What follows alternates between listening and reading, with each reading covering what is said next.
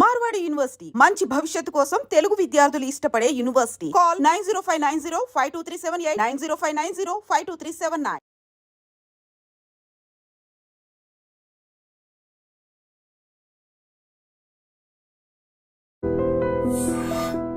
పలు భాషల్లో మీరు భగవద్గీత ఉపదేశం చేస్తున్నారు అని చెప్పి విన్నాను. పరమాత్మకు జీవాత్మకు బంధం దాని గురించి శ్రీకృష్ణుడు అవతారాన్ని చాలించిన తర్వాత మనకు భగవద్గీత అంటే మనం చదవకూడదు, ఎవరైనా పోయినప్పుడు మాత్రమే చదవాలా, అప్పుడే వినాలా అనేటువంటి ఒక తప్పు అభిప్రాయం కల్పన. యూరోప్లో క్రిస్టియన్స్ కూడా చదువుతున్నారు, ఎందుకంటే దాంట్లో తత్వం అందరికీ కావలసినటువంటిది. ఎక్కడ లోపం జరుగుతుందంటారు స్వామీజీ? నేను అర్థము పూర్తిగా చదవకపోవటం. అమ్మగారే మీ గురువు అని చెప్పి విన్నాము, యోగిని మేనత్త గారి గురించి కూడా. అమ్మగారి గురువులైనప్పటికి కూడా నేను ప్రతి సెకండ్ ప్రతి గురువును నేను తీసుకుంటూ ఉంటాను. కానీ ప్రారంభం గురువు అమ్మనే నాకు. అడవిలో బతికాము మేము. ఒక 2000 ఆవులు ఉండేది, ఒక 1000 ఎకరాల వరకు తాతగారిది. వెళ్ళి అక్కడ అడిగాను, ఎందుకు వచ్చారు? ఏం లేదు, నేను పుట్టిన స్థలం దీన్ని తవ్వండి. తవ్వుతూనే శివలింగం. సరే దాన్ని అట్లా కప్పేసేయండి, చూపించదండి. అది చాలా పెద్ద కథ. అది రాగరాగని విద్య అని మహావిద్య. ఎవరైనా గొరకబెట్టి పడుకున్నారంటే నేను నమస్కారం చేస్తాను, వాళ్ళకి అదృష్టం. అది రోగం కాదు. మేనత్త గారి గురించి కూడా 2 మాటలు.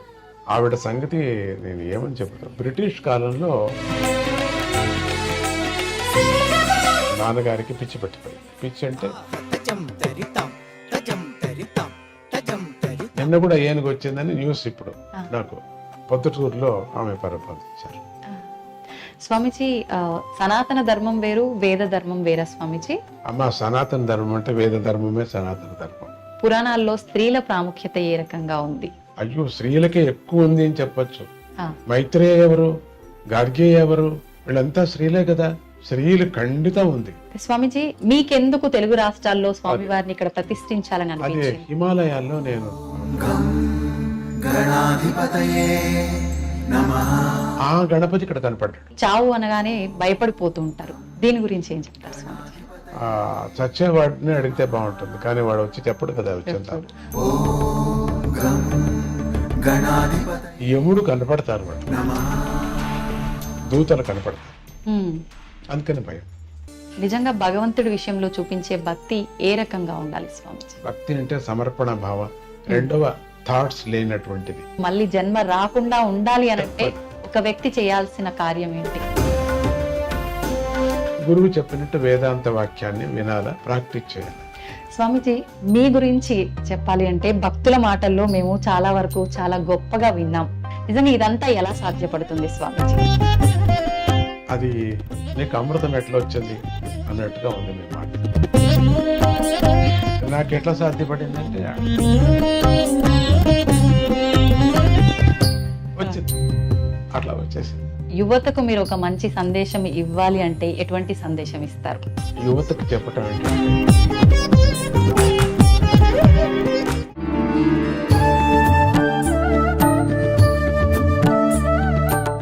సాష్టాంగ ప్రణామములు స్వామీజీ. స్వామీజీ, కృష్ణుడు గీతోపదేశం చేసిన కురుక్షేత్రం ప్రాంతంలోనే మీరు కూడా గీతోపదేశం చేశారని చెప్పి డిసెంబర్ 25న ఆ ప్రోగ్రాం జరిగిందని చెప్పి విన్నాం స్వామీజీ. పలు భాషల్లో మీరు భగవద్గీత ఉపదేశం చేస్తున్నారు అని చెప్పి విన్నాను, దాని గురించి. గీతోపదేశం శ్రీకృష్ణుడు అవతారాన్ని చాలించిన తర్వాత మనకు తెలుగు యుగం ప్రారంభమైంది. యుగాది అంటే ఇప్పటికీ సాధారణంగా 5152 సంవత్సరాలు ఇప్పటికి. దాన్నే మనం యుగాది అని పిలుస్తుంటాం. తర్వాత వేరే లెక్కాచారం వేరే అయిపోయాయి. అప్పటి నుంచే మనకు కృష్ణుడే మనకు జగద్గురు. ఆయన బోధించినటువంటి ఉపదేశం, ఉపనిషత్తులు సారం, వేదాంత సారం అత్యంత సరళంగా, సులభంగా కర్మయోగులకి కర్మం చేస్తూ, అంటే వ్యవసాయానికి మొదలుకొని అన్ని రంగాల్లో ఉండేటువంటి వాళ్ళందరికీ కూడా దాంట్లో వేదాంత జ్ఞానాన్ని బోధించుకొని వచ్చారు. తర్వాత జ్ఞానయోగులకి జ్ఞానాన్ని బోధించుకొని వచ్చారు. తర్వాత చివరిగా మనకు భక్తి యోగం కావాలి కదా, అందుకని భక్తి యోగం మనం భక్తి యోగం నుంచేనే ప్రారంభం చేసుకోవాలి. భక్తి నుంచేనే, భక్తితో జ్ఞానం మనకు వస్తుంది, జ్ఞానంతో వైరాగ్యం కలుగుతుంది. అందుకని ఈ మూడు కూడా స్వామి మనకు బోధించాడు. కాబట్టి అత్యంత సులభమైనటువంటిది, మానవాళికి అందేటువంటి వేదం, ఉపనిషత్తు, సారం, ఉపదేశం. ఇది కేవలం మన భారతీయులకే కాకుండా మానవాళి అన్నారు. అంటే అన్ని దేశం వాళ్ళు అందరూ కూడా భగవద్గీతను చాలా ప్రోత్సహిస్తారు. పెద్ద పెద్ద లీడర్స్, వేరే వేరే ఇతర దేశస్తులు కూడా, అన్ని దేశస్తులు, ఇంగ్లాండ్ నుంచి మొదలుకొని రష్యా వరకు కూడా, చైనా వరకు లీడర్స్ అందరూ కూడా భగవద్గీత కొటేషన్ తీసుకుంటుంటారు. అంటే భగవద్గీత మానవాళికి సంబంధించింది. దానికి ఎక్కువ కొంచెం భారతీయులకు సంబంధించింది ఎక్కువ ఉంది కాబట్టి దాని తొందర ఏం పర్వాలేదు. మనకు ఏది కావాలనో మనం తీసుకోవాలి. వాళ్ళందరూ ఏదేది కావాలనో వాళ్ళు తీసుకున్నారు. ఈ కర్మయోగాన్ని, జ్ఞానయోగ, సన్యాస యోగాన్ని అటువంటిదంతా వాళ్ళు ఏం తీసుకోలేదు. వాళ్ళకి ఏం కావాలనో, వాళ్ళ రాజ్యం ఉండటానికి, మరి వాళ్ళ ప్రజలు బాగుండటానికి అపురూపమైనటువంటి భగవంతుడి వాక్యాన్ని అందరూ కూడా ప్రోత్సహించారు. అందుకని మనకు భగవద్గీత, శ్రీకృష్ణుడే మనకు జగద్గురువు. ఆయనే బ్రహ్మ, ఆయనే విష్ణు, ఆయనే సదాశివుడు. శివుడు కూడా భగవద్గీతను చదువుతారు. శివపార్వతులు ఇద్దరు భగవద్గీతను గురించి చర్చించారు కూడా. భాగవతాన్ని చర్చించినట్టుగానే భగవద్గీతను కూడా చర్చించారు. భాగవతం చర్చిస్తే భగవద్గీత దాంట్లో వస్తుంది, మహాభారతాన్ని చర్చిస్తే దాంట్లో వస్తుంది. అటువంటి భగవద్గీత అందరికీ, చిన్నవాళ్ళకు, పెద్దవాళ్ళకి, చదువుకున్న వాళ్ళకి, చదువు లేని వాళ్ళందరికీ కూడా అత్యంత అద్భుతమైనటువంటి నీతిని తెలిపేటువంటిది, ఆధ్యాత్మ చింతన మార్గాన్ని చూపించే అటువంటిది మనకు భగవద్గీత. ఎవరికి ఏ రంగంలో ఉన్నారో ఆ రంగం వాళ్ళందరికీ కూడా భగవద్గీత అత్యంత శ్రేష్టమైంది. కాబట్టి అందరూ దీన్ని ఉపయోగిస్తున్నారు. మొదట్లో మనం మామూలుగా తెలుగు వాళ్ళు, ఈ రెండు తెలుగుదేశం వాళ్ళు భగవద్గీతను ఎట్లా చూస్తూ ఉంటుంటే, ఎక్కడన్నా భగవద్గీత వినపడుతుంటే వాళ్ళు ఎవరో పోయారు అనే విధంగా అనుకున్నారు. ఘంటసాల పాడుతుంటే ఎవరో పోయారు అని అట్లా పెట్టుకున్నారు దాన్ని. భగవద్గీత అంటే మనం చదవకూడదు, ఎవరైనా పోయినప్పుడు మాత్రమే చదవాలా, అప్పుడే వినాలా అనేటువంటి ఒక తప్పు అభిప్రాయం, కల్పన వచ్చింది. దీన్ని తప్పు కల్పన పోవటానికి చాలామంది కృషి చేశారు. దాని వెనుకలు కూడా చాలామంది కృషి చేశారు భగవద్గీత. కానీ ఎందుకు అంత ప్రచారం ఎందుకు రాలేదో తెలీదు. ప్రభుపాదులు చాలా చేశారు. తర్వాత చిన్మయానంద స్వామి చాలా వరకు చేశారు, మహానుభావుడు ఆయన. చివరి వరకు నా దగ్గరే చూశారు, నా దగ్గరే నాకు చాలా సన్నిహితుడు ఆయన. చిన్మయానంద చాలా చేశారు. కానీ ఇంతగా పల్లె పల్లెకు వెళ్ళలేదేమో అనిపిస్తుంది. వాళ్ళు ఒక ఏజ్కు, ఒక స్టేజ్కి చేశారు. ఇప్పుడు ఇది ఎందుకు అన్ని చోట్ల వెళ్ళకూడదు, పల్లె పల్లెకు ఎందుకు వెళ్ళకూడదు, తెలియని వాళ్ళకు కూడా ఎందుకు తెప్పకూడదు, విద్య లేని వాళ్ళకి ఎందుకు చదవకూడదు అనే ఒక హఠముతో మా అత్తయ్య నాకు గురు, ఆవిడే గురు, యోగ గురువు ఆవిడ భగవద్గీత చెప్పేటప్పుడు ఒక 2 తప్పులు చెప్తూనే నాకు వాత పెట్టింది, నువ్వు తప్పు చెప్తావా అని. అప్పటి నుంచి నాకు కోపం వచ్చింది దాని మీద. నీకు వాత పెడతావా నువ్వు, నన్ను ఇంత కష్టపడి చెప్తే నేను చెప్పను పో అని. తర్వాత కొన్ని రోజులు అయిన తర్వాత చిన్మయానందరూ వచ్చి చెప్పారు, నువ్వు నాయన చాలా బాగా పాడతావు, నువ్వు భగవద్గీత పాడితే బాగుంటుంది, చెప్తే బాగుంటుంది అంతగా అనిపించలేదు కూడా, చూస్తాంలే. ఉమ్, సడన్గా పరమాత్ముడే నాకు ప్రేరేపణ. నేను స్వప్నం అని అంత అనను, చెప్పను. నా కలలో వచ్చాడు అట్లంతా అనను. ఆ, ఆ, ప్రేరేపణ కలిగి, అమ్మగారు కృష్ణుడు భక్తుడు, ప్రేరేపణ కలిగి అప్పుడు మళ్ళీ అమ్మ ఏదో జ్ఞాపకం చేసినట్టుగా, మళ్ళీ మా అత్తయ్య జ్ఞాపకం చేసినట్టుగా ఇక ప్రారంభం చేస్తూనే ఆ మరుసటి రోజే కొన్ని వందల పుస్తకాలు ఎక్కడెక్కడి నుంచినో వేరే వేరే భాషల్లో భగవద్గీత నా దగ్గర రావటం జరిగింది. ఉమ్, వందలు వచ్చి పడ్డాయి, మిరాకల్ లాగా. ఒక మాయ చేసి ఒక మాయగాడు వేసినట్టుగా వచ్చాయి. సో ఇండికేషన్ చాలా బాగుంది అని చెప్పి అప్పటి నుంచి ఇది ప్రారంభం చేశారు. అమెరికాకు వెళితే చిన్న చిన్న పిల్లలు నా వెంట పడేవారు, కిందరి జోగిలాగా. మిఠాయి సృష్టి చేసి ఇవ్వటం అట్లా పద్ధతి నాకేం లేదు. అయినా వెంట పడ్డారు అందరూ, తాతాజీ తాతాజీ తాతాజీ అని ఒకటే గోల. వేల కొద్ది పిల్లలు పడేవారు, ఎంత చిన్న పిల్లలు కూడా. మాట అప్పుడప్పుడే మాట వచ్చిన పిల్లలు కూడా అమెరికాలో. ఒకరోజు అనిపించింది, మీరంతా ఇంత నన్ను ఇష్టపడుతున్నారా? ఇష్టపడుతున్నాను. అయితే చాలా బాగా ఇష్టపడేటట్టయితే భగవద్గీత మీరు చదివితే నాకు ఇష్టమవుతుంది. అమెరికాలో రావటానికి కారణం ఇది. ఉమ్, అప్పటికప్పుడే ఒక 8 మంది పిల్లలు భగవద్గీతను కంఠపాఠం చేయడానికి ప్రారంభం చేశారు. మళ్ళీ నేను 6 నెలల్లో వస్తాను, మీరు నాకు చెప్పాలి. మీరు ఉమ్, చెప్పారు. చెప్పు. మెమొరీ పవర్ చాలా బాగా పెరిగింది వాళ్ళకి.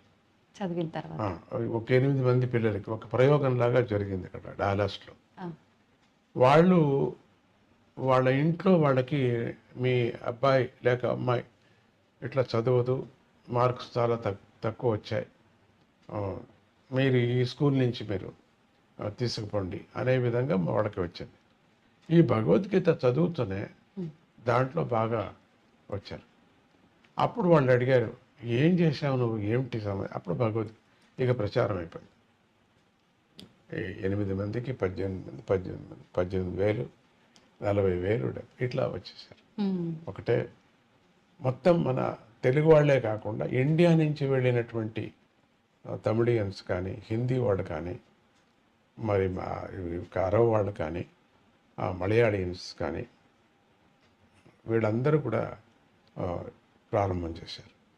ఇప్పుడు మన 3 ఏళ్ల నుంచి 40,000, 70,000 మంది ఒక పెద్ద పెద్ద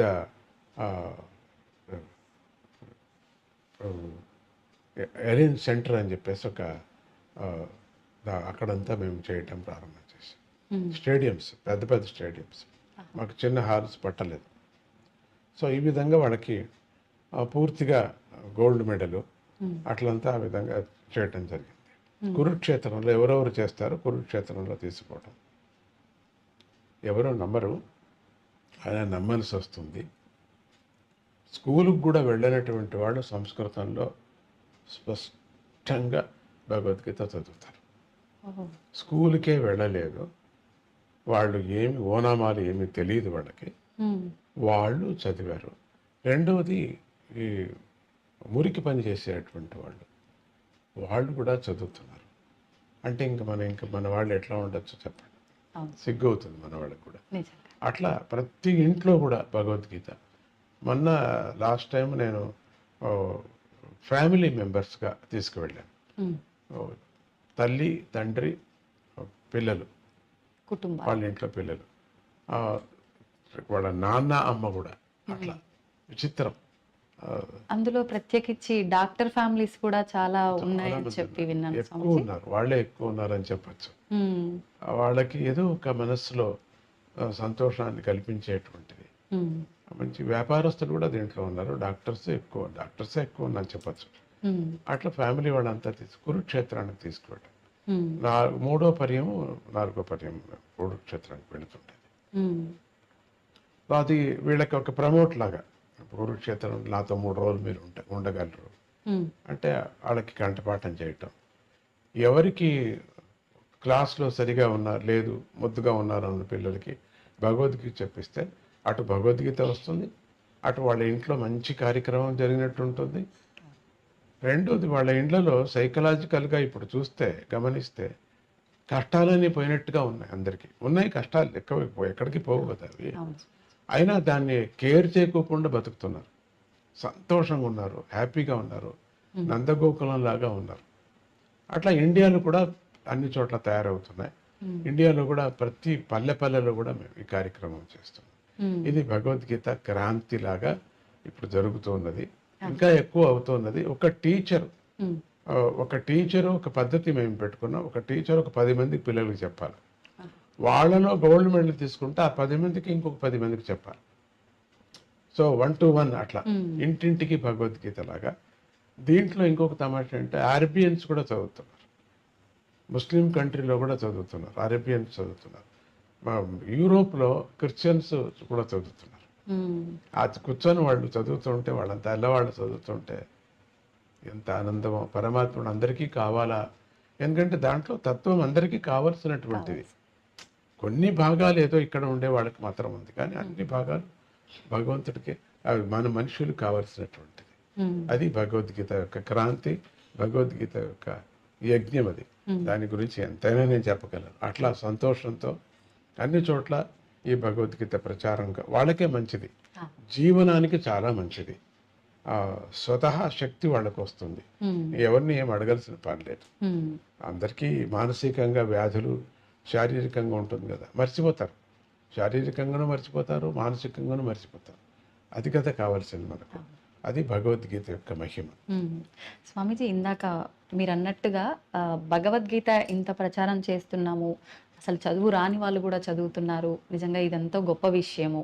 కానీ అందులోని సారాన్ని మీరు ఇందాక చెప్పినట్టుగా చనిపోయిన వారి దగ్గర మాత్రమే వినిపించే ఒక దానిలాగా మాత్రమే మన తెలుగు రాష్ట్రాల్లో ఎక్కువగా వింటున్నాము. అందులో సారాన్ని మొత్తం ఏంటి అనేది అవగాహన చేసుకోలేకపోతున్నాం. ఎక్కడ లోపం జరుగుతుందంటారు స్వామీజీ? నేను అర్థము పూర్తిగా చదవకపోవటం, అర్థాన్ని మనం మాటిమాటికి వినకపోవటం, అర్థం వ్యాఖ్యానం చేసే పుస్తకాలు దండిగా ఉన్నాయి. ఇప్పుడు ఇంతలా పుస్తకం స్వామీజీ రాశారు, చాలా పెద్ద వ్యాఖ్యానం. అది దాంట్లో అంత పెద్దది అయ్యలేదని మళ్ళీ చిన్నదిగా కూడా దాన్ని చేశారు. అర్థం చేసుకుంటే మనకు చనిపోయిన వాళ్ళకి కాదు, అది బతికిన వాళ్ళకే అని చెప్పాలి. ఇప్పుడు చనిపోయిన వాళ్ళు ఎక్కడ ఉంటారు? చనిపోయిన వాళ్ళ ముందర భగవద్గీత చదివితే బతికిన వాళ్ళకి మెలకువ. ఒకరోజు నువ్వు ఇట్లా అయిపోతావు, జాగ్రత్తగా ఉండు, నువ్వు దానికోసం నువ్వు సాధించు అని బతికిన వాళ్ళకి జ్ఞానం, కానీ చచ్చిపోయిన వాళ్ళకు జ్ఞానం కాదు. ఇంకా ఎక్కువ దాంట్లో లోతుగా యోచన చేస్తే ఆ జీవి ఉత్తమ గతి పొందుతుంది అనేటువంటి ఒక నమ్మకం. ఇప్పుడు వెళ్ళినటువంటి జీవి భగవద్గీత ఇంకా బతికినప్పుడే వినాలా, పోయినప్పుడే ఏమి వినేది లేదు. వాళ్ళ మంచి ప్రయాణం కానీ, ఎందుకంటే మనం గరుడ పురాణం చాలా నమ్ముతాం మనం. రెండవది పునర్జన్మం నమ్ముతాం మనం, కానీ పాపాల గురించి మనం నమ్ముతాం. పాపభీతి లేకపోతే మనుషులు ఉండడం కదా. అందుకని ఇప్పుడు అది ఆ భావము ప్రతి ఒక్కరికి చచ్చిపోయిన దానికి వైరాగ్యము, త్యాగము అంత మాత్రమే భగవద్గీత చెప్పలేదు, బతికే విధానం కూడా చెప్పింది, వ్యాపార విధానం చెప్పింది. దాంట్లో ఎట్లా నువ్వు పుచ్చుకోవాలా, ఎంత తీసుకోవాలా, ఎంత మోసం చేయకూడదు, అది కూడా చెప్పుకొని వస్తుంది.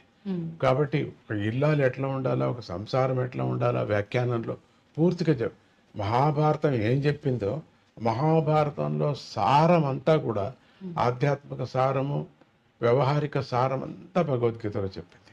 ఇక భగవద్గీతలో 2వ అధ్యాయంలో మొత్తం వేదాంత సారం అంతా చెప్పేస్తుంది. 2వ అధ్యాయమే చాలిక మనకు అనిపిస్తుంది. అందుకని ఆ అధ్యాయం విన్నా కూడా, ఒక శ్లోకం విన్నా, సగం శ్లోకం విన్నా కూడా దాని యొక్క అక్షరాలు, ప్రతి భగవద్గీతలో ఉండినటువంటి ప్రతి శ్లోకము బీజాక్షరాలు అన్ని. ఒక్కొక్క అక్షరానికి ఒక్కొక్క అర్థం, ఒక్కొక్క ఉపనిషత్తు, ఒక్కొక్క అక్షరానికి, ఒక్కొక్క పాదానికి కాదు, దాంట్లో ఒక్కొక్క అట్లా చెప్పాడు పరమాత్ముడు.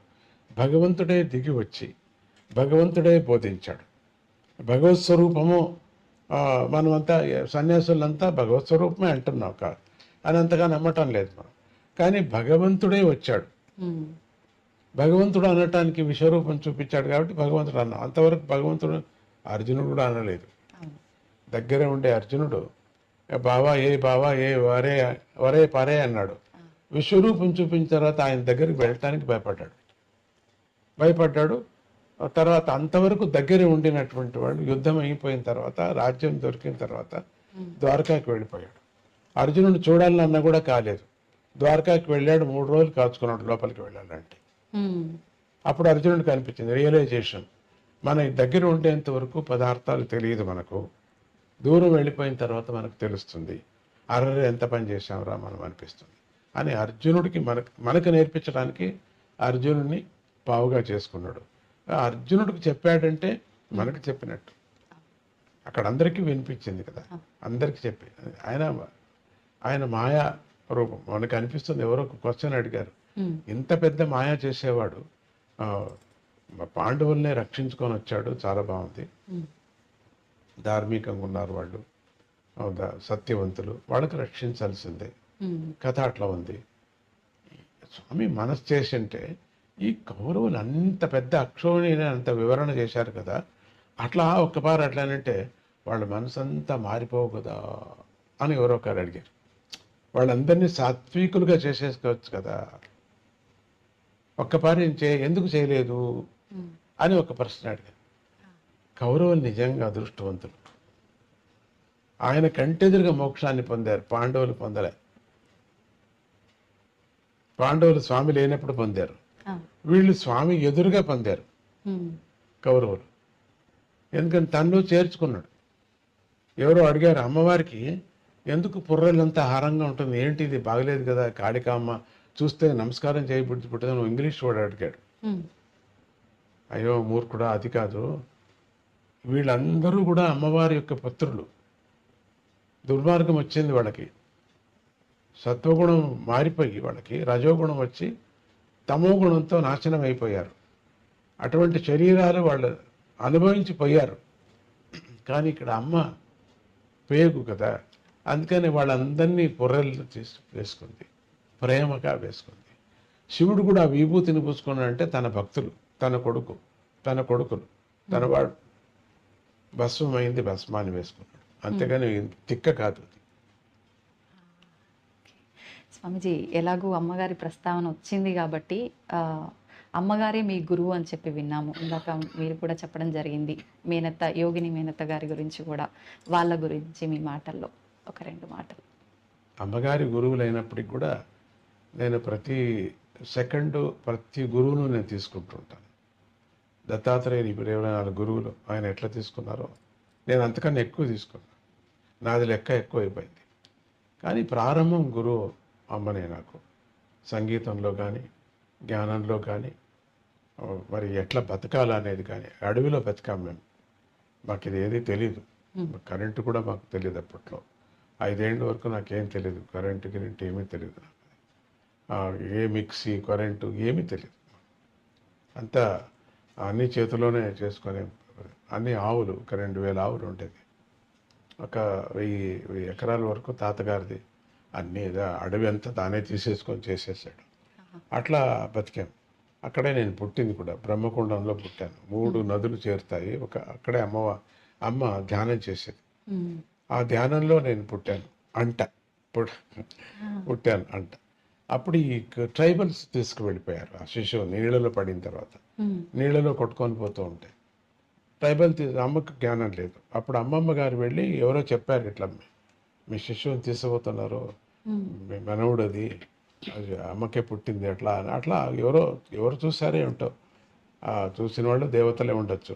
అప్పుడు వెళ్ళి అమ్మమ్మ తీసుకొచ్చి ఒక స్థలంలో వేశారు. ఆ ట్రైబల్స్ ఇచ్చారు. అది ఒక అర్కావతి నది దాటి అన్ని అది అక్కడ పెద్ద కావేరీ నది కూడా, చాలా పెద్ద కావేరీ నది, అఖండ కావేరీ. సరే అక్కడి నుంచి అప్పుడు అర్కావతి బాగా నీళ్లు ఉండేవి, ఇప్పుడు ఉన్నాయి.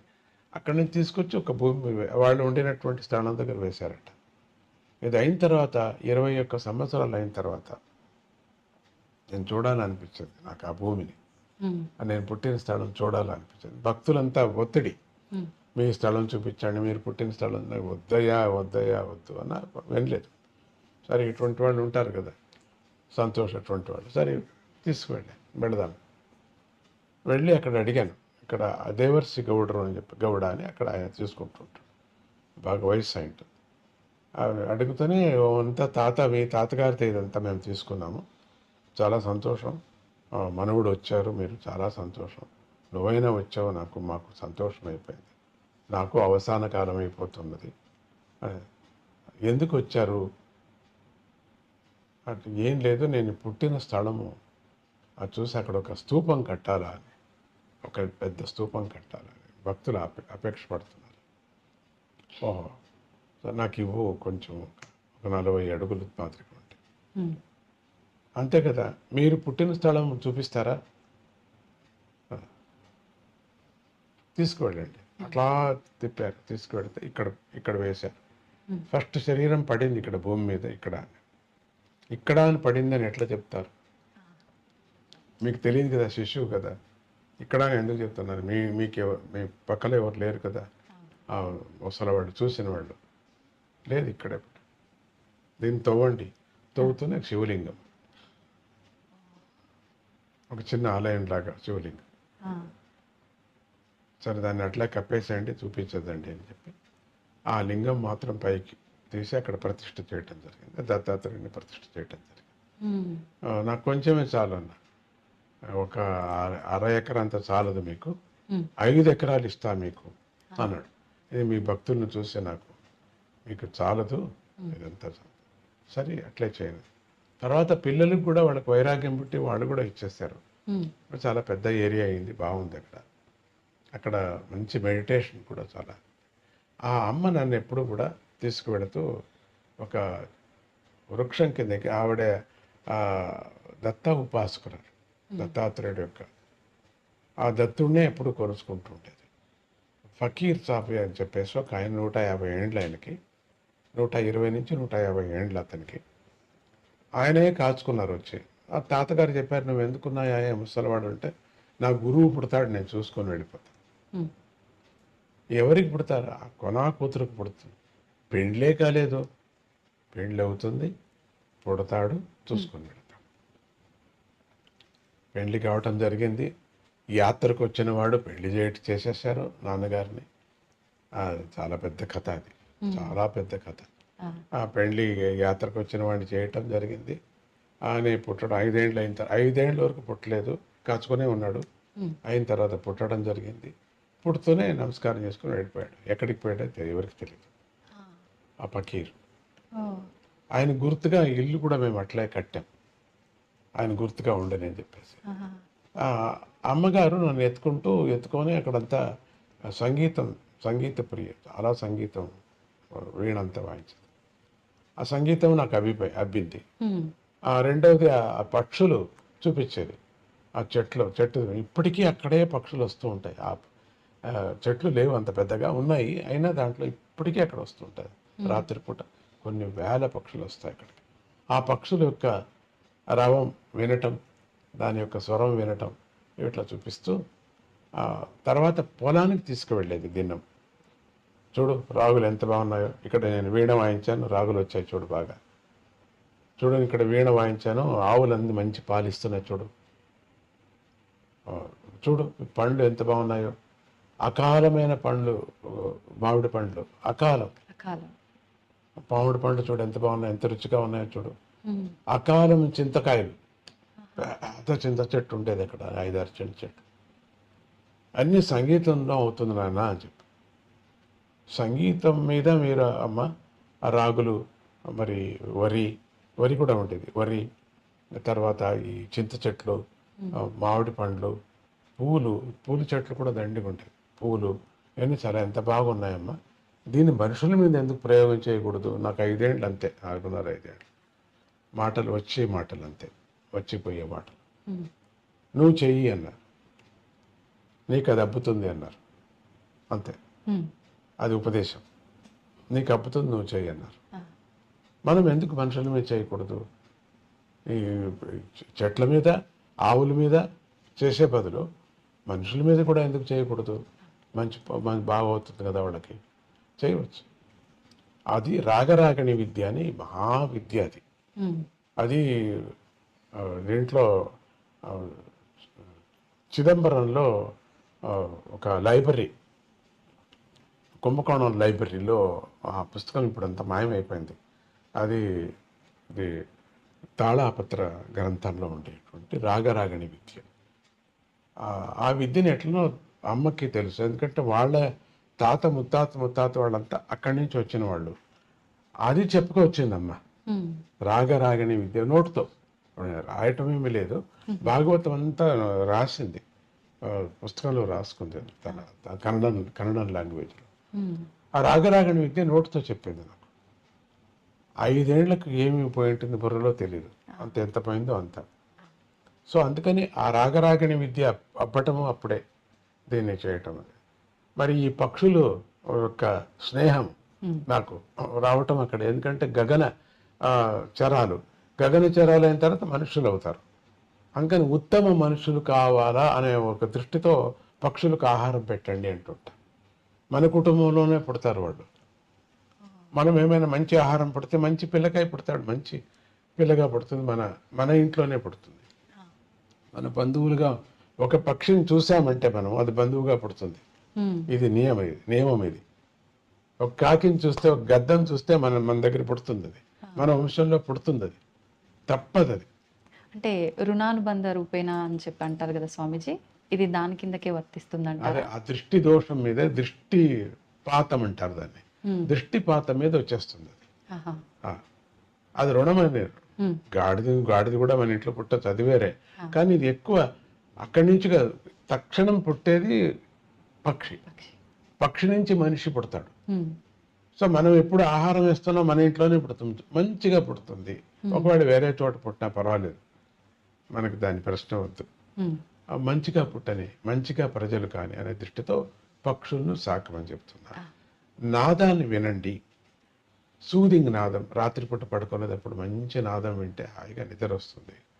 మరి ఇంకేది మనం ఏది తాపత్రయాలు పడాల్సిన పని లేదు.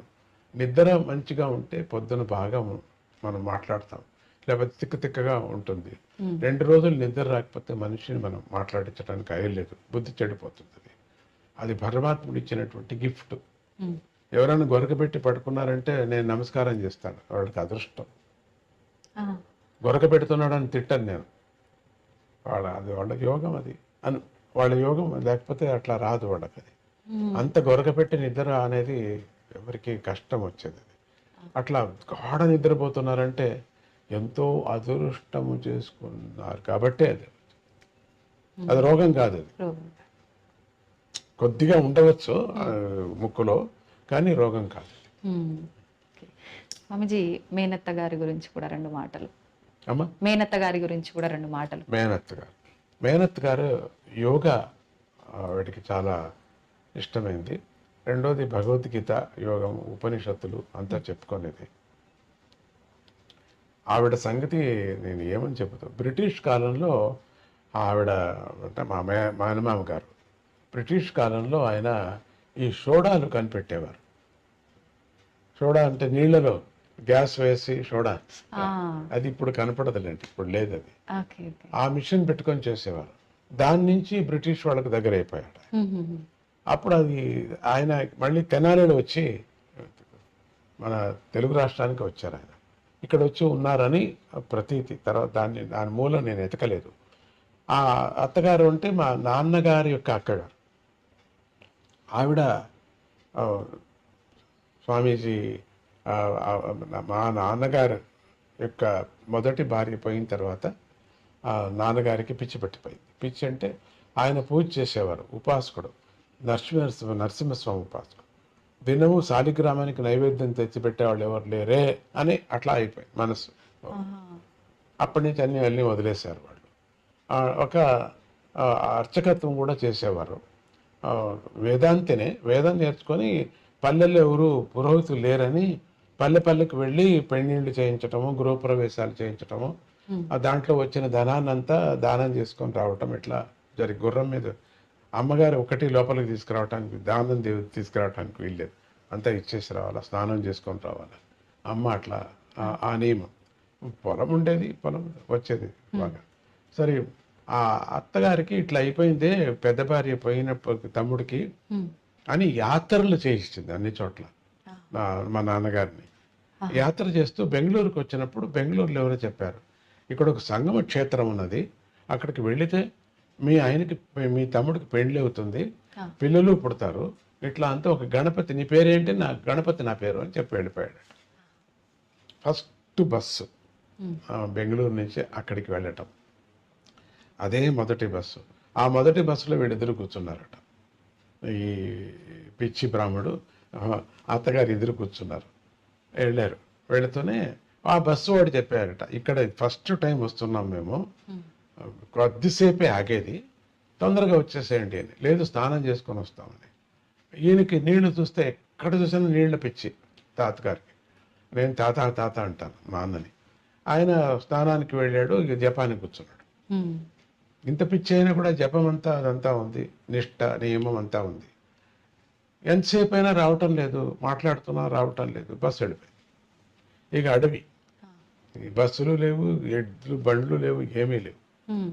అరే ఎంత పని అయిపోయింది ఈ అడవిలో, ఎట్లా ఇక్కడంతా ఏనుగు కనపడుతోందట. ఏనుగు ఇప్పటికీ నిన్న కూడా ఏనుగు వచ్చిందని న్యూస్ ఇప్పుడు నాకు. నిన్న కూడా ఆ ఇంటికి ఏనుగు వచ్చింది అని చెప్పేసి మా ఆశ్రమానికి. పులులు, ఏనుగు, అక్కడ పులులు ఏనుగులు ఏం పోట్లాడేవి కాదు, ఇప్పుడు పోట్లాడు.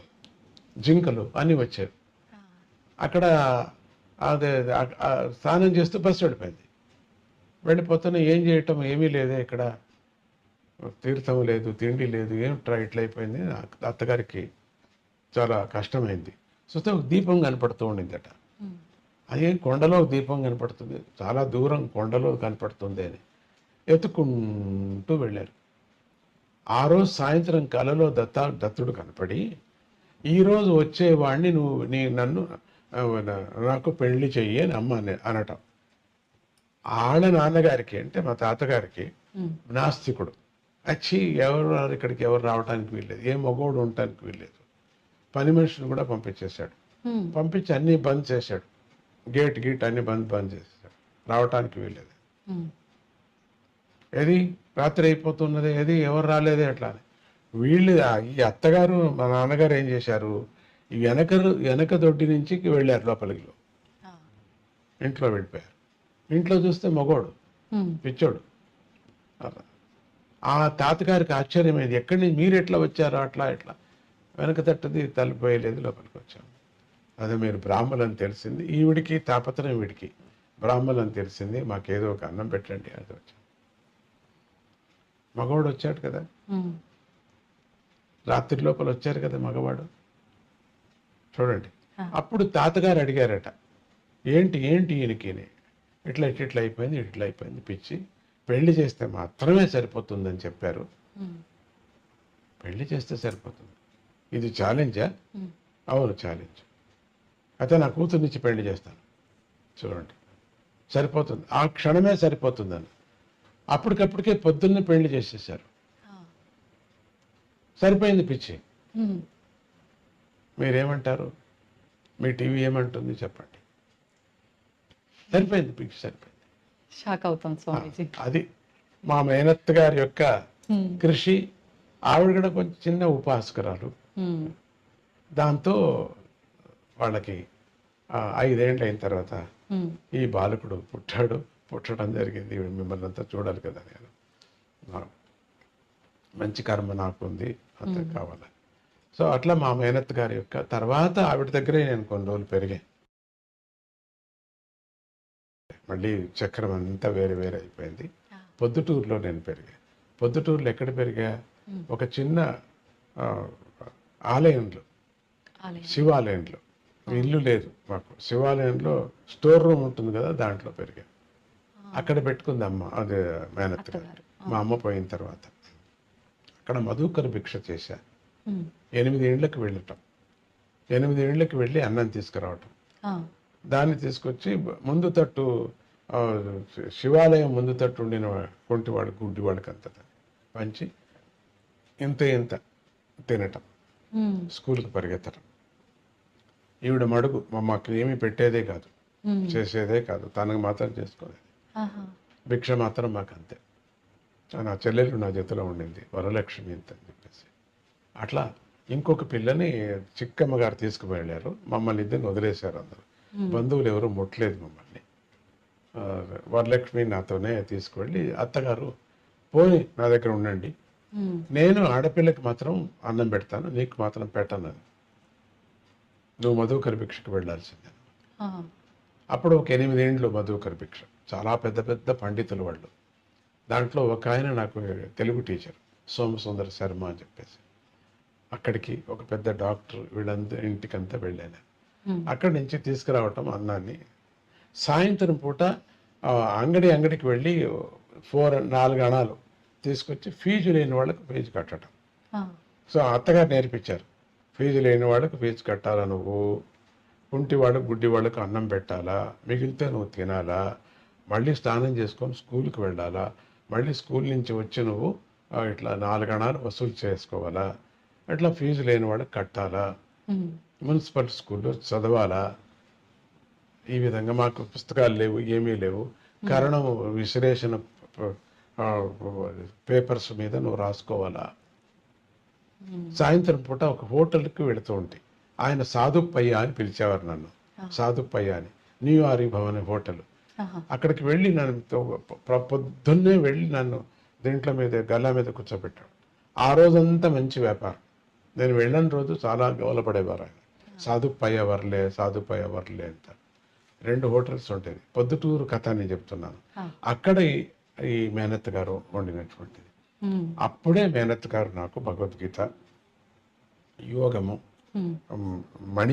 మణి వైద్య శాస్త్రం అంటే ఈ మాణిక్యాలతో సంబంధించినటువంటి క్రిస్టల్స్, మినరల్స్ ఆవిడికి అంతా తెచ్చిపెట్టుకోండింది. ఎక్కడ అంతా అటక నుంచి అన్ని దింపి దానిల మీద ప్రయోగం, మణిశాస్త్రము, మినరల్ శాస్త్రము ఆవిడ నేర్పించింది నాకు. అది మరి యోగము, హఠయోగం, చాలా హఠయోగము ఇవన్నీ క్రియాయోగంతో పాటు ప్రాణాయామంతో పాటు అన్ని నేర్పించినటువంటి మా మేనత్ గారు. ఆవిడే నాకు గురువు మేనత్ గారు. అమ్మగారు సంగీతానికి నాకు గురువు. ఇది మా మేనత్ గారి కథ. నేను ఎంత చెప్పినా నంద్యాలలో ఉండేవారు వారు. పొద్దుటూరులో ఆమె పరిపాలించారు. స్వామిజీ, అమ్మగారు అత్తగారు ఏదైతే చెప్పి మీకు ఆ రోజుల్లో నేర్పించారో ఆ విధానాన్ని మీరు ఇప్పుడు అంతా కూడా ఆచరిస్తూ మా అందరికీ మీ మంచి ఉపదేశాలు మీ మాటల ద్వారా అందిస్తున్నారు. అయితే ఇందాక మీరు చెప్పినట్టుగా అమ్మగారి మాటల్లో మీరు చేయగలుగుతారు అనే ఏదైతే మ్యూజిక్ థెరపీకి సంబంధించింది ఏదైతే ఉందో, ఇప్పుడు మీరు రాగసాగర అని చెప్పి నాద చికిత్స మ్యూజిక్ థెరపీ చేస్తున్నారు కదా స్వామిజీ, దాని గురించి. దాన్ని ఇప్పుడు రాగసాగర అనేటువంటి పేరుతో, కేవలం రాగం అనే పేరు, శబ్ద చికిత్స దాని పేరు. శబ్ద చికిత్సతో పాటు మణిమయ చికిత్స, తర్వాత మూలిక చికిత్స. నాన్నగారి నుంచి నేను మూలికా చికిత్స నేర్చుకున్నాను. ఆయన డాక్టర్, మూలికా డాక్టర్, ఆయన వైద్యుడు. ఆయన నుంచి నేర్చుకున్నాను. చిన్న గ్లాసులో వేసుకొని పెంచేవారు చెట్లను. అది బోన్సాయ్ అంటే నాకు ప్రేమ వచ్చింది, ఆయన నుంచి నాకు ప్రేమ వచ్చింది. ఇంతట్లోనే పెంచేవారు ఆయన. దాని నుంచి మెడిసిన్స్ తీసి ఆయన పాషాణం చేయటంలో చాలా పెద్ద సిద్ధహస్తుడు. కర్మ దీంట్లో ఎట్లా అంటే పాషాణం ఒక అది కేవలం వాసన చూస్తే ఎలకలు వెళ్ళిపోయేటట్టుగా పాషాణం, అది తింటే కాదు వెళ్ళిపోయేటట్టుగా చేసేవారు. చంపకూడదు అని అదొక నియమం. అది నాకు అది చాలా ఇష్టం. అది ఎట్లా అవుతుంది అది అని నాకు 8 ఏండ్లు వెళ్ళి తినేసాను. బాగా తీగొండి, దాన్ని తేనె వేస్తాడు కదా, తేనె తినేసాను. ఇక అంతే. ఇక నేను 3 రోజులు ఏమీ లేకుండా పోయింది, ప్రజ్ఞ లేకుండా పోయింది. దాంతో ఈ బోన్సాయ్ అంటే నాకు చాలా ఇష్టపడింది తాతగారి నుంచి. సంగీతం అంటే అమ్మ నుంచి నేను దానికి ఇట్లా రాగరాగణి విద్య చెప్పాను కదా, అక్కడి నుంచి తాంజావూరు లైబ్రరీలో ఇప్పుడు లేదు అది పుస్తకం. అక్కడ వాళ్ళకు దొరకటం, వాళ్ళు వినంగా మాటలతో ఇప్పుడు వేదము ప్రింట్ లేదు కదా, ఒకప్పుడు కేవలం నోటి నుంచే వచ్చేటువంటి. తర్వాత ఇప్పుడు ఇటీవల కాలంలో ప్రింట్ వచ్చింది, కానీ మొదట్లో లేదు కదా. అది జ్ఞాపకంతోనే అంతా వచ్చేది. అదే విధంగా రాగరాగణి విద్య కూడా అదే విధంగా రావటం కూడా. శబ్దాలకు తగ్గ రాగం, ఆ రాగాన్ని పరిశ్రమ. ఆ రాగం కేవలం అంతే, అది ఒక రుచిలాగా.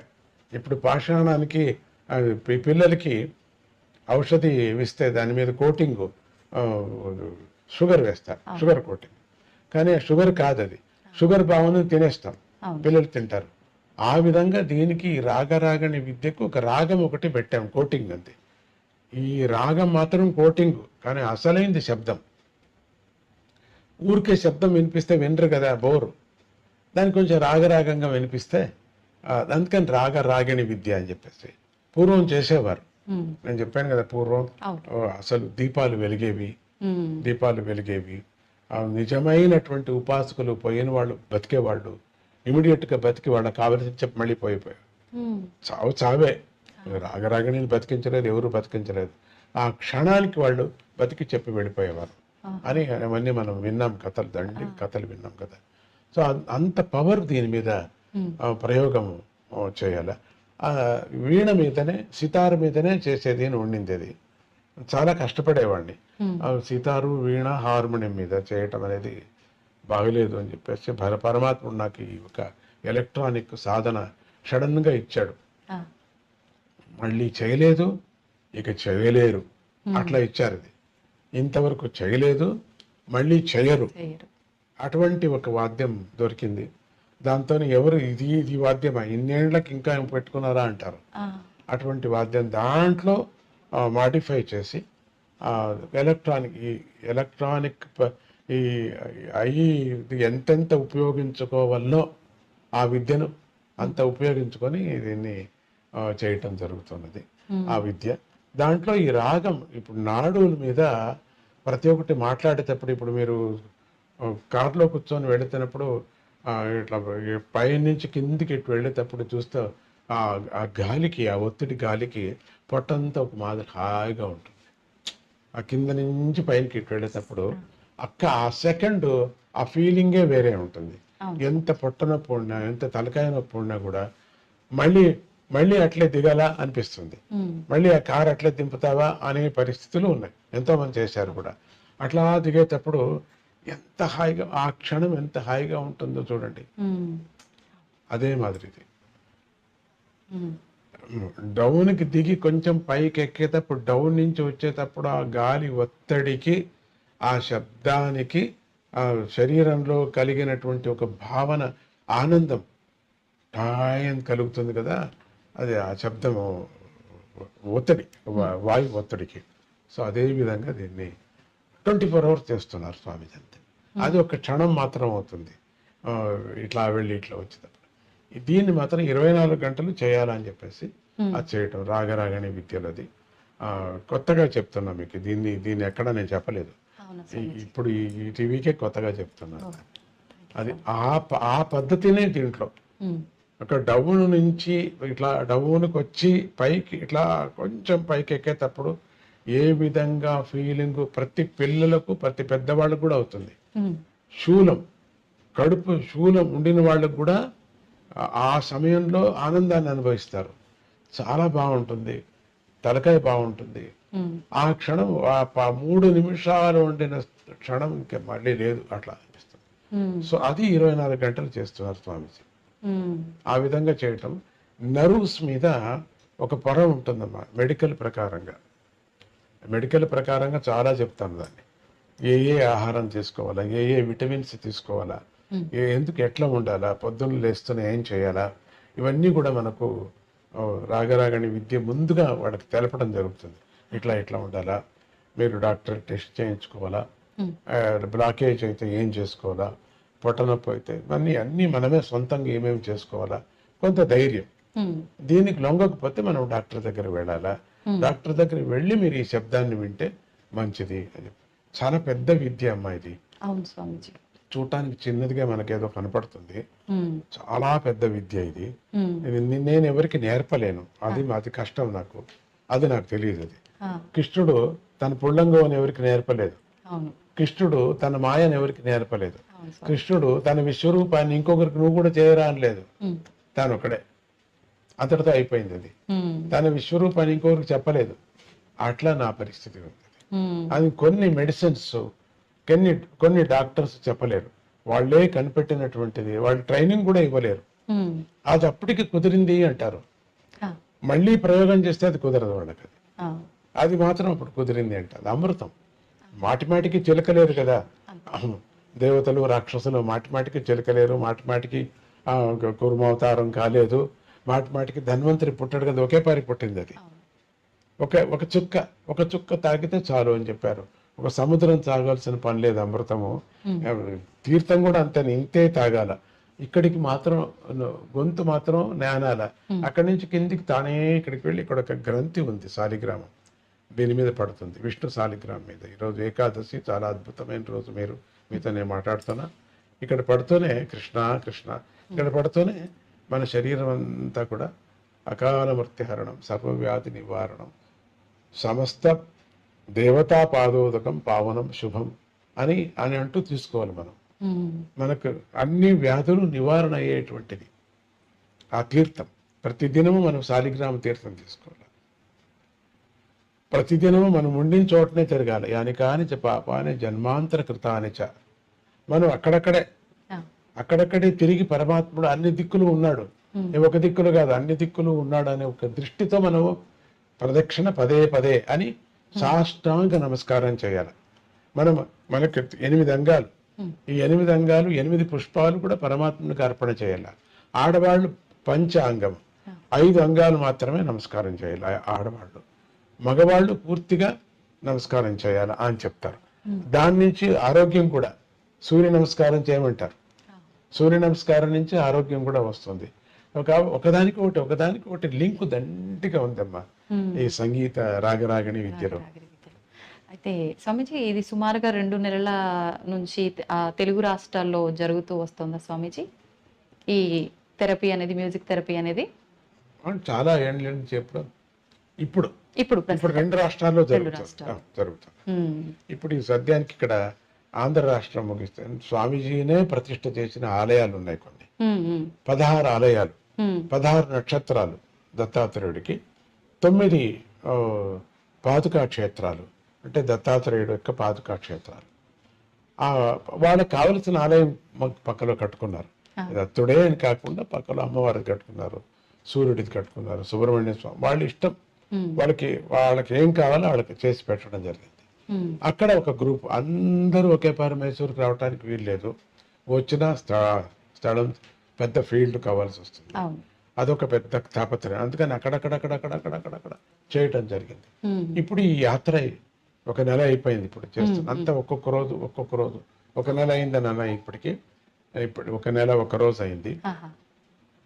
భగవంతుడు మా అందరికి కూడా ఆరోగ్యాన్ని ఇచ్చాడు. నాకు కొంచెం డస్ట్ అలర్జీకి నిన్న మొన్న పిఠాపురంలో అంతా తిరిగాను, డస్ట్ లో తిరిగా, జనం మధ్యలో పడ్డా, జనం చూడాలా, దగ్గరగా చూడాలా ఆశ్రమం అంతా చూశాను. మాస్క్ వేసుకోవటానికి ఇష్టం లేదు, పూర్ణ రూపం చూడాలా అంటారు. మాస్క్ వేసుకోకపోతే అయ్యలేదు. సందర్భం అటు ఇటు జరిగింది. పిఠాపురం అంతా వెళ్ళాను. ఎంత భక్తి మా పల్లెలు వాళ్ళకి. బాబా శ్రీకాకుళం వెళ్ళాను నిన్న. శ్రీకాకుళం చుట్టుముట్టు పల్లెలు వాళ్ళంతా వచ్చారు. ఒకప్పుడు వానలు లేవన్నారు, నీళ్లు లేదు అన్నారు. వానలు వచ్చాయి, కాలువలో పడ్డాయి. మంచి గవర్నమెంట్ వచ్చింది. అప్పుడు మంచిగా కాలువలో పడ్డాయి, నీళ్లు పడ్డాయి. ఇప్పుడు సమృద్ధిగా ఉన్నారు, అందరూ అన్నం తింటున్నారు. ఆ పల్లెల వాళ్ళు ఎంత పల్లెల వాళ్ళు స్వామీజీ స్వామీజీ స్వామీజీ అని. ఏ పల్లెకి వెళ్ళినా పల్లెల వాళ్ళు అంతా సిద్ధంగా ఉంటారు. పల్లె అంతా అలికి ఒక మళ్ళీ రాముడు అడవి నుంచి వచ్చాడేమో అనే విధంగా ఆ భక్తి. మరి అందరికీ అట్లే ఉంటారో నాకు ఉంటారో తెలియదు, కానీ చాలా అద్భుతంగా మనస్సు అలా ప్రీతిగా ఉంటారు. 9 ఏళ్ళు అయిపోయింది వచ్చి నేను ఇక్కడికి. ఇక్కడి నుంచి కూడా వస్తూ ఉంటారు, అక్కడ చాలా మంది వస్తారు, వాలంటీర్స్ వస్తూ ఉంటారు. స్వామీజీ, సనాతన ధర్మం గురించి ఈ మధ్య కాలంలో చాలా మంది చాలా రకాలుగా మాట్లాడుతున్నారు. వేదాల గురించి కూడా మాట్లాడుతున్నారు. సనాతన ధర్మం వేరు, వేద ధర్మం వేరా స్వామీజీ? వ్యత్యాసం ఉందా రెండింటి మధ్య? అమ్మ, సనాతన ధర్మం అంటే వేద ధర్మమే సనాతన ధర్మం. అది వేరే ఇది వేరే అనకూడదు.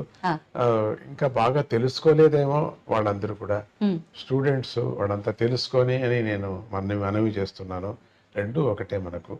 కృష్ణుడు తన యొక్క మాయమైపోయిన తర్వాత అప్పటి నుంచి ఎప్పటి నుంచినో త్రేతాయుగం నుంచి వచ్చినటువంటి వేదాలే మనకు సాక్షి. వేదాలు లేకపోతే మనకు అదే మూలం. మనకు వేద వాక్యము, వేదమే మూలం మనకు. వేదాలు పలు విధంగా మనకు చెప్పుకొని వచ్చారు.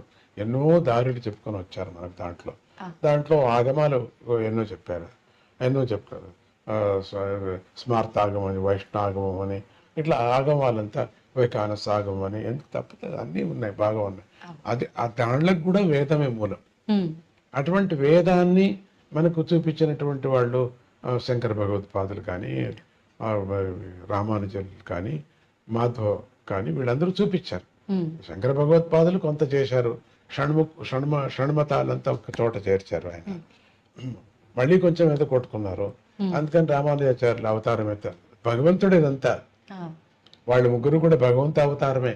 ఆయన వచ్చాడు, మళ్ళీ కొట్టుకోవద్దండి, పోనీ ఈ ధర్మానికి రండి, అట్లా కొంచెం వెళ్ళారు. మళ్ళీ కొట్టుకున్నారు. ఆయన పోయిన తర్వాత మాధవ భగవాన్ వచ్చాడు, మాధవాచార్యులు వచ్చారు, ఆయన కొంచెం చేశాడు. అట్లా మళ్ళీ కొంచెం ఇట్లా కొట్టుకుంటూనే ఉన్నారు. కొట్టుకుంటుంటే అన్ని మతాలు రావటం ప్రారంభం చేశాయి. తప్పేం లేదు. ఎవరో ఒక మతంలో ఉండి ఒక ఆధ్యాత్మికంగా ఒక జీవనాన్ని చేసి ఎవరికి చెడ్డది చేయకోకుండా సమాజానికి మంచి చేస్తూ ఉంటే ఏ మతమైనా పర్వాలేదు. కానీ ఈ మతానికి, అన్ని మతాలకు మూలమైనటువంటిది వేద మతం. ఆ వేద మతమే సనాతన ధర్మము అని అంటాం. సనాతన ధర్మం అనటానికి ఇదే ధర్మం సనాతన, హిందూ ధర్మమే సనాతన ధర్మం చెప్పడానికి వీల్లేదు. జైన మతమే సనాతన ధర్మం చెప్పడం. సనాతన ధర్మం అంతే. అన్ని దాంట్లకు ఇప్పుడు కాంబినేషన్ ఏదైనా ఔషధి, లడ్డు ఉందనుకోండి, లడ్డుకి మిఠాయికి మూలం ఏది? చక్కెర. ఇది సనాతన ధర్మం ఒక చక్కెర లాగా, అంతే. స్వామిజీ, పురాణాల విషయానికి వస్తే పురాణాల్లో స్త్రీల ప్రాముఖ్యత ఏ రకంగా ఉంది? అయ్యో, స్త్రీలకే ఎక్కువ ఉంది అని చెప్పచ్చు. మైత్రేయ ఎవరు? గార్గేయ ఎవరు? వీళ్ళంతా స్త్రీలే కదా. స్త్రీలు ఖండితం ఉంది, లేదని కాదు. వాళ్ళు ముందుకు రావాలా.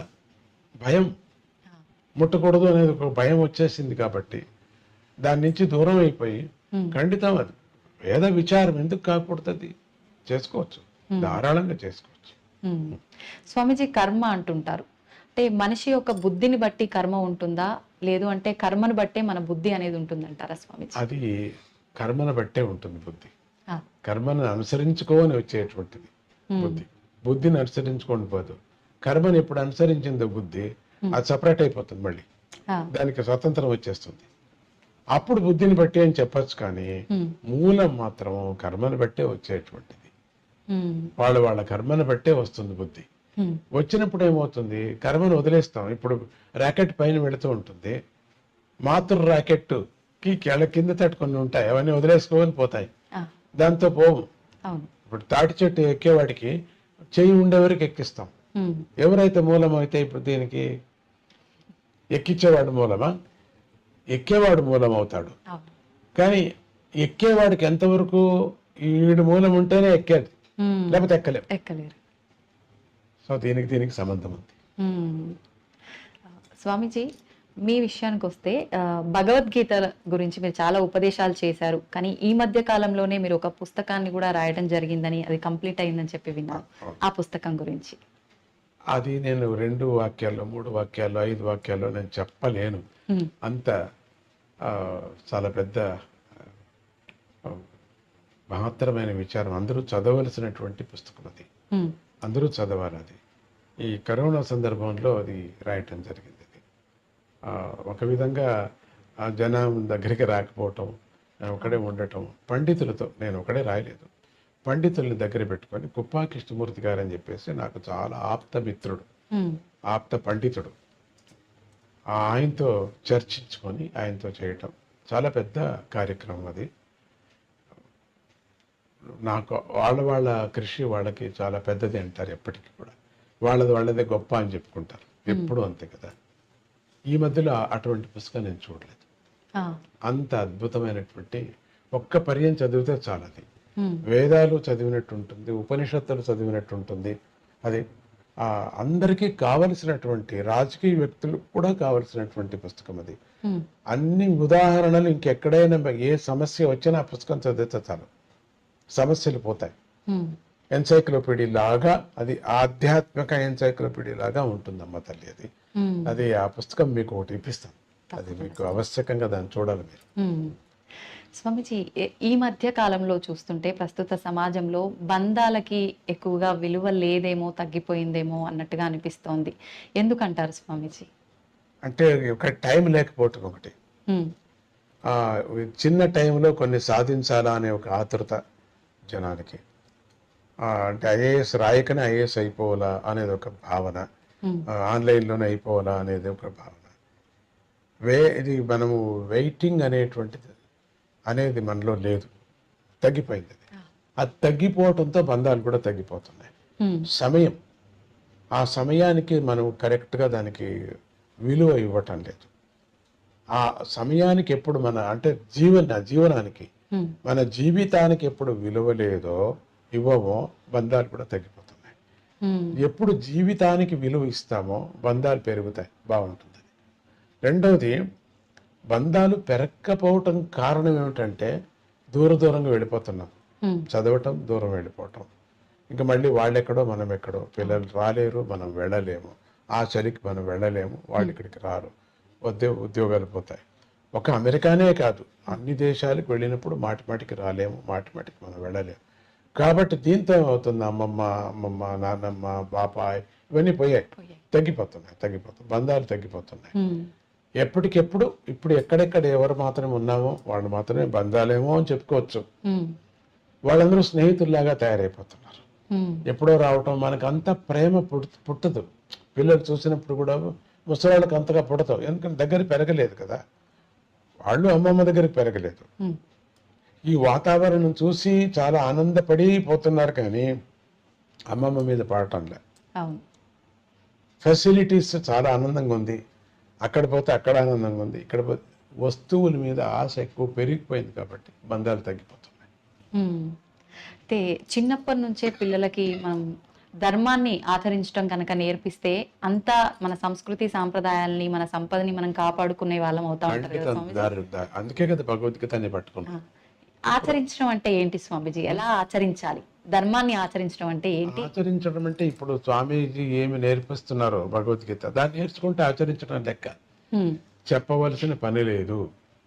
భగవద్గీత చదువుతున్నాం, దాని అర్థం తెలుసుకుంటే అది ఆచరించండి, ధర్మం ఆచరించే పని అయిపోతుంది. అదంతకదే బంధాలు పెరుగుతాయి. అమ్మ అంటే ఎవరు, నాన్న అంటే ఎవరు చెప్పవలసిన పనే లేదు. అందుకని ఇండైరెక్ట్ గా నేను దీన్ని పట్టుకున్నాను అంతే. నేను డైరెక్ట్ గా ఇట్లా చెప్పండి, ఇట్లా చేయాలంటే ఎవరికి ఇష్టం లేదు. పోనీ చెయ్యి అంటే దాంట్లో ఉంటుంది, అది పట్టుకుంది. అంటే మీరు అన్నట్టు ఏదైనా సూటిగా చెప్తే వినరు, వేరే విధంగా చెప్పాలి, అదే దాన్ని నేను పట్టుకున్నాను. స్వామీజీ, ఈ ప్రస్తుత కాలంలో యువతలో ఆధ్యాత్మిక చింతన అనేది చాలా తక్కువగా ఉంది. లేదు, తప్పది, ఎక్కువైంది ఇప్పుడు. అంతే అంటారా? చాలా ఎక్కువైపోయింది, ఇప్పటికి ఎక్కువ అయిపోయింది. మనకు తక్కువైంది అనే వాళ్ళు ఎక్కువ కనపడుతున్నారు కాబట్టి మనం అట్లా అంటున్నాం. కానీ ఇంకా డీప్ గా వెళితే మీరు డీప్ గా మీరు దాన్ని 5-6 మందిని పిల్లల్ని పెట్టి ఒక టీం లాగా తయారు చేసి మీరు రీసెర్చ్ చేస్తే యువతరానికి ఎక్కువ వచ్చేసింది ఇప్పుడు. స్వామీజీ, మన ఆలయం విషయానికి వస్తే, చింతామణి గణపతి ఆలయం విషయానికి వస్తే, మనకు ఎక్కడ కూడా ఇటువంటి ఆలయం అనేది ఉన్నట్టుగా మేమైతే వినలేదు స్వామీజీ. మీకెందుకు తెలుగు రాష్ట్రాల్లో స్వామివారిని ఇక్కడ ప్రతిష్ఠించాలని అనిపించింది? హిమాలయాల్లో నేను చూసినటువంటి స్వామిని దర్శనం చేశా. అది దగ్గర వెళ్ళి హిమాలయానికి వెళ్ళినప్పుడు నేను కింద ఉంటుంది అది, అక్కడికి వెళ్ళినప్పుడు జమ్మూ కాశ్మీర్ దగ్గర ఉంది. వెళ్ళినప్పుడు స్వామిని చూసినప్పుడు అంతే అనుకున్నా. అప్పుడు ఎందుకు ఇక్కడికి రావాల్సి వచ్చింది, ఆ గణపతి ఇక్కడ కనపడ్డాడు మానసికంగా. అందుకని అక్కడ ఆ చింతామణి చింతలు తీరుస్తాయి, ఆశలు తీరుస్తాయి.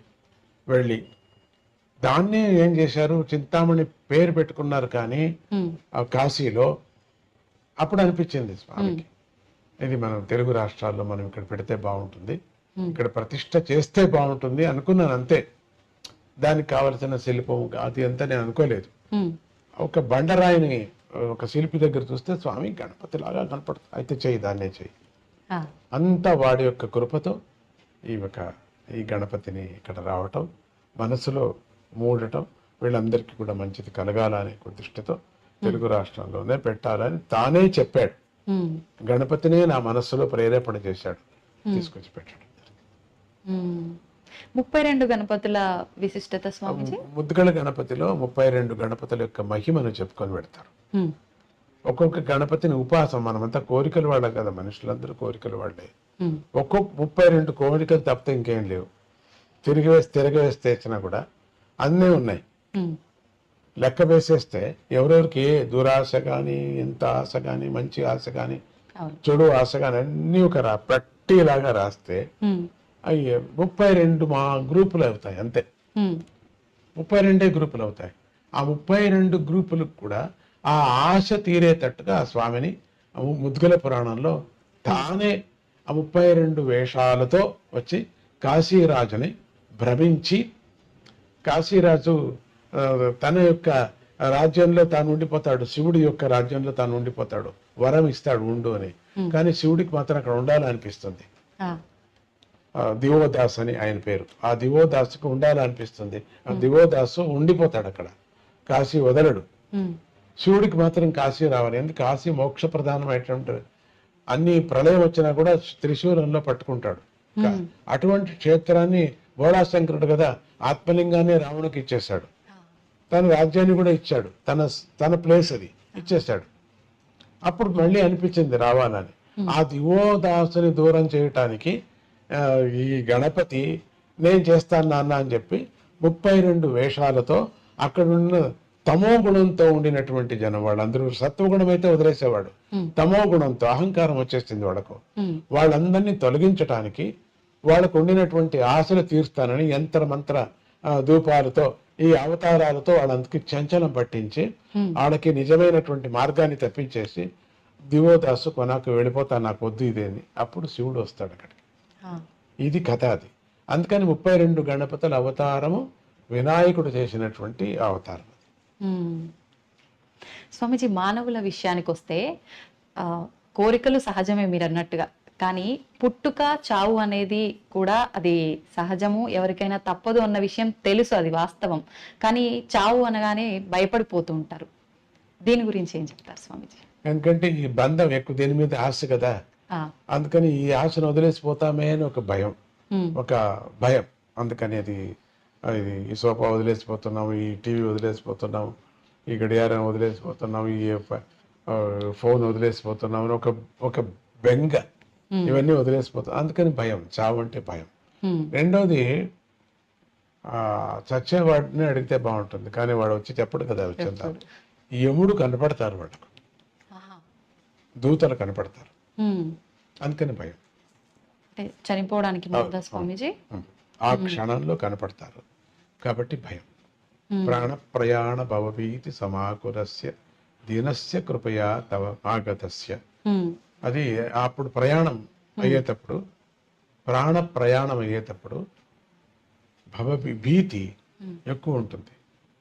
అందుకని మామూలుగా కొంతమందికి ప్రాణము 9 ద్వారాలు ఎక్కడ పోతుందో తెలియదు, పటక్కని పోతుంది. జ్ఞానులకు మాత్రం ఇక్కడ పోతుంది, పోకపోయినా పగలు కొడతారు, కపాలంలో పోవాలా అని చెప్పేసి పగలు కొడతారు. కాబట్టి అప్పుడు అందరికీ కూడా ఈ ప్రపంచం మీద ఎక్కువ ఆశ ఉంది కాబట్టి దీన్ని వదలకోకుండా, బంధువుల మీద ఆశ ఉండదు, థింగ్స్ మీద, డబ్బు మీద ఫస్ట్. బంధువుల మీద 1% ఆర్ 2% అంతే. మిగతాదంతా 99 భాగాలంతా థింగ్స్ మీద, తిండి మీద, ఇవన్నీ వదిలేస్తున్నామని భయం. అవును స్వామీజీ, భక్తి అంటుంటారు. నిజంగా భగవంతుడి విషయంలో చూపించే భక్తి ఏ రకంగా ఉండాలి స్వామీజీ? భక్తి అంటే సమర్పణ భావం.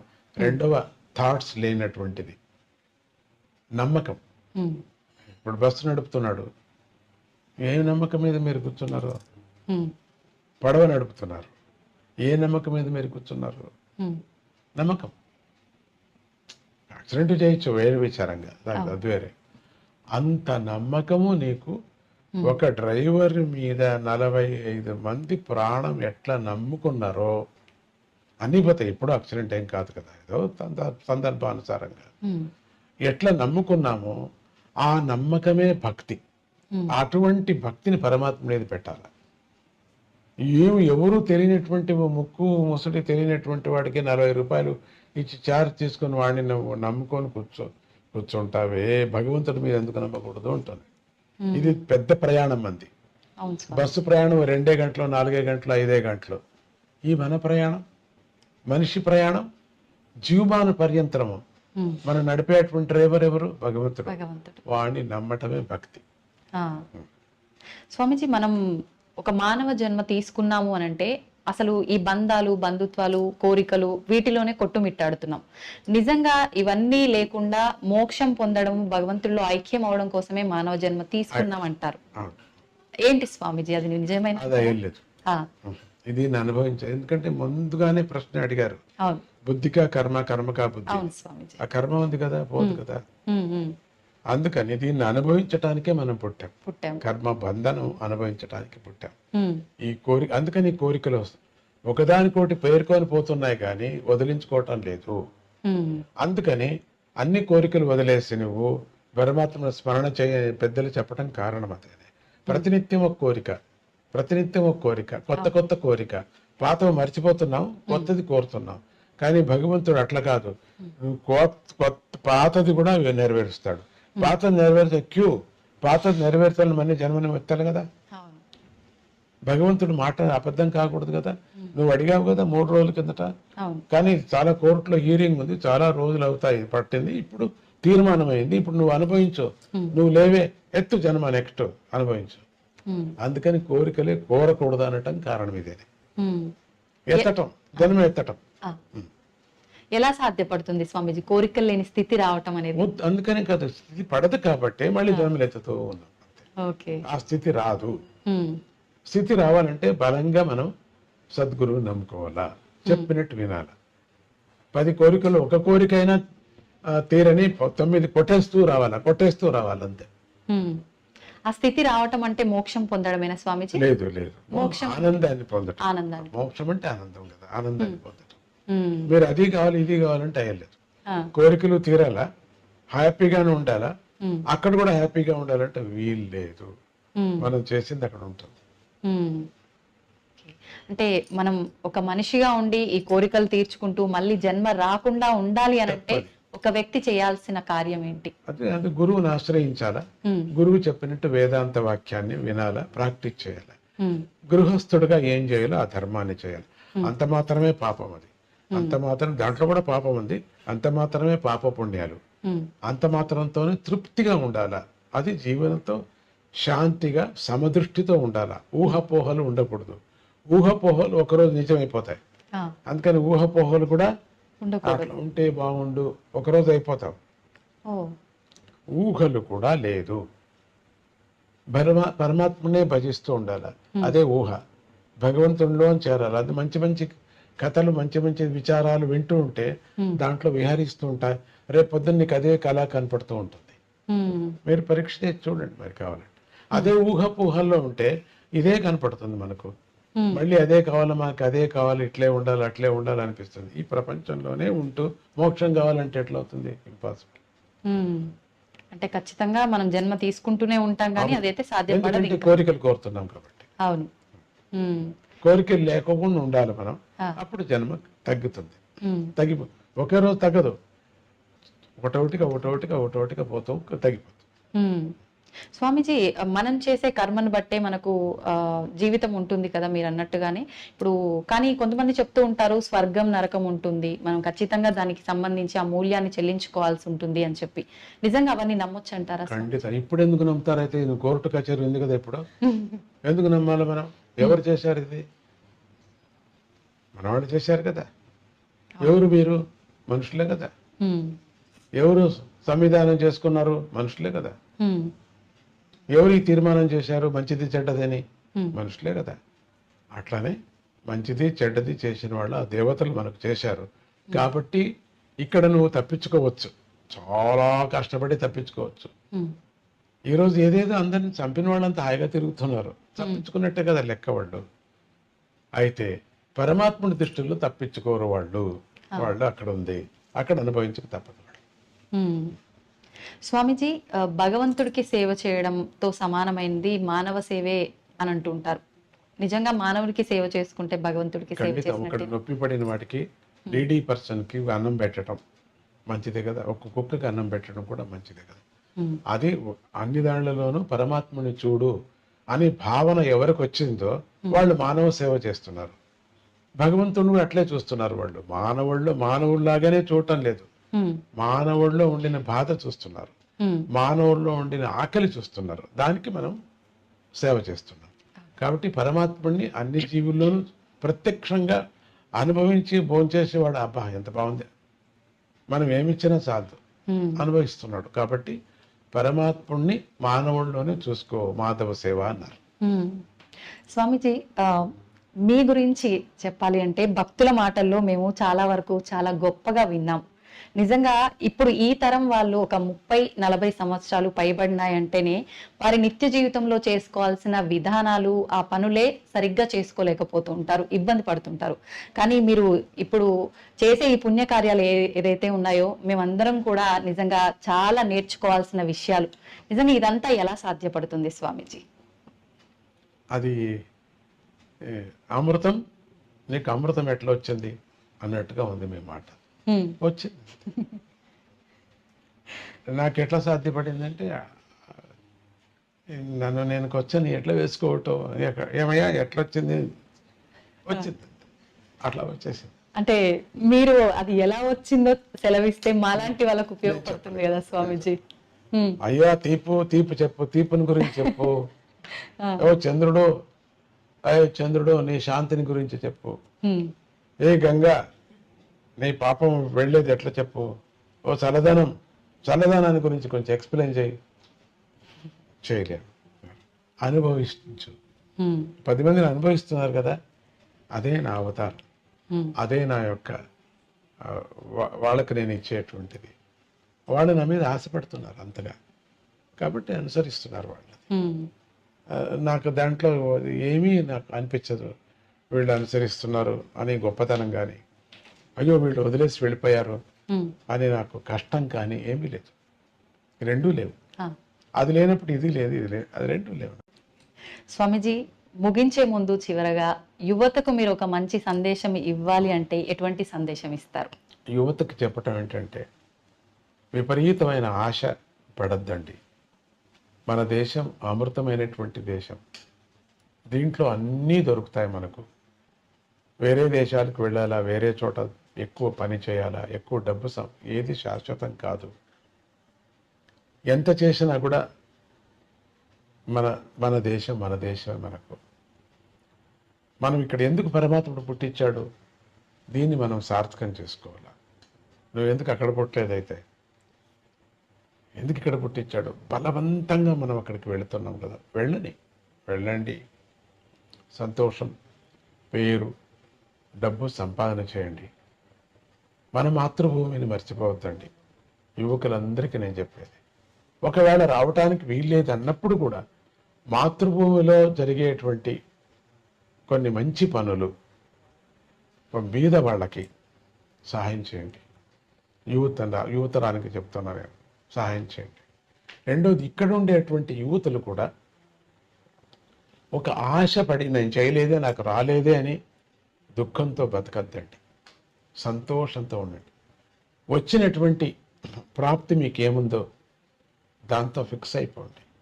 ఊహాపోహలతో సకారాత్మకమైన జీవితాన్ని మనం జీవించాలి, కానీ ఊహాపోహలతో మనసు చెడుపుకొని జీవితాన్ని మనం పాడు చేసుకోకూడదు. సకారాత్మకమైనటువంటి ఏ జీవితం ఉందో సక్రమంగా మనం ఉండటానికి మనం ప్రయత్నం చేయాలి. అని చేస్తూ నేను చెప్పను, గురువులకి, దేవుళ్ళకి, తల్లులకి అందరికీ నమస్కారం చేస్తూ ఎప్పుడు ఉండమని నేను చెప్పను కూడా. మీకు అదంతకదే వస్తుంది. ఎప్పుడు దేశం మీద ప్రేమ వస్తుందో, మన వాల్యూస్ మీద ఎప్పుడు ప్రేమ వస్తుందో, వీళ్ళ మీద అంతా ఆటోమేటిక్గా వస్తుంది. దీని మీద నేను ప్రైవేట్గా నేను చెప్పాల్సిన పని లేదు మీకు. కాబట్టి ఎవరెవరి నమ్మకం వాళ్ళకి, ఎవరెవరి రుచి వాళ్ళకి. ఒక్కొక్కరికి ఒక్కొక్క రుచిగా ఉంటుంది. ఒకరికి కాఫీ రుచి, ఒకరికి టీ రుచి, ఒకరికి ఏమి వద్దు మంచిది. ఉడుకు నీళ్ళే రుచి కొంతమందికి, అందుకని ఆ రుచుల ప్రకారంగా బుద్ధి, బుద్ధి ప్రకారంగా కర్మ, ఇట్లా అన్నాడు. అది పెద్ద సబ్జెక్ట్, వదిలేండి మీకు. అట్లా చెప్తూ మన దేశంలో లేనిది మాణిక్యం ప్రపంచంలో ఎందుకు వచ్చారు? బయట దేశం వాళ్ళందరూ మన దేశానికి జరబడ్డారు. ఒకరు తప్పితే ఒకరు జరబడ్డారు, అన్నీ ఎత్తుకుపోయారు. ఇంకా ఉన్నాయి వనరులు, మనకి ఇంకా ఉన్నాయి. దాంతో మనం చక్కబెట్టుకుందాం. దాన్ని మనం అనుభవించటానికి ఏం కావాలో మనం చూసుకో. ప్రేమ ఎక్కడా దొరకదు. అమ్మా, అమ్మమ్మ, నానమ్మ వెళ్ళి చూడడానికి బయట దేశంలో లేదు. అమ్మమ్మ లేదు, నాన్నమ్మ లేదు. అందరూ ఓల్డేజ్ హోమ్కి చేరిపోయి ఉంటారు. ఏది ఇప్పుడు అమ్మమ్మ అని వెళ్ళి కౌగిలించుకుంటాం. ఏది వాళ్ళకి అమ్మమ్మ లేదు, ఏమీ లేదు. ఎంత అనుబంధాలు ఉన్నాయి ఇక్కడ, ఎంత ప్రేమ ఉంది ఇక్కడ. మరి ఎంత మంచి పంట పండుతుంది మనకు, ఎన్ని అభిమానాలు ఉన్నాయి మనకు, ఒకరికొకరు స్నేహ హస్తం సహాయం చేయాలనేది ఉంది మనకు. బయట దేశంలో పక్కింటి వారికి బాట లేదు, ఏమీ లేదు. అందరూ తలుపులు వేసుకొని ఉంటారు. అది ఆ ఊరు ఎట్లా ఉంటుందంటే, నేను మాట చెప్పకూడదు, ఎవరు లేరేమో అనిపించేవాదా ఉంటుంది. మనం చూడండి, రండి పల్లెలకి, కళకళ కళకళ కళకళ కళకళ కళకళ ఆడుతుంటుంది. పరమాత్ముడి యొక్క సృష్టి, జీవన విధానం మనకు భారత భూమి నేర్పిస్తుంది. సక్రమంగా చేసుకుంటే మనకు మనదే స్వర్గము, మన భారత భూమి స్వర్గము. డిప్రెషన్లో వెళ్ళొద్దండి, డిసప్పాయింట్ కావద్దండి, కడుపు మంట వద్దు మనకు. వాళ్ళు తెచ్చుకున్నాం అంతే అనుకుంటూ తృప్తి జీవితాన్ని గడుపుతూ మీకు, మీ ఇంటికి, మీ చుట్టుముట్టు వాళ్ళకు, మీ యొక్క మిమ్మల్ని ఏలుతున్నటువంటి ప్రజాప్రతినిధులకు, ప్రజలకు అందరికీ మీరు సహాయం చేయండి. జై గురుదత్త, శ్రీ గురుదత్త. చాలా సంతోషం స్వామీజీ. మిమ్మల్ని చూస్తేనే చాలా అనుకున్నాను, కానీ మీ ముందు కూర్చొని ఇంతసేపు మీతో మాట్లాడడం అనేది నిజంగా నేను ఏ జన్మలోనో చేసుకున్న అదృష్టం.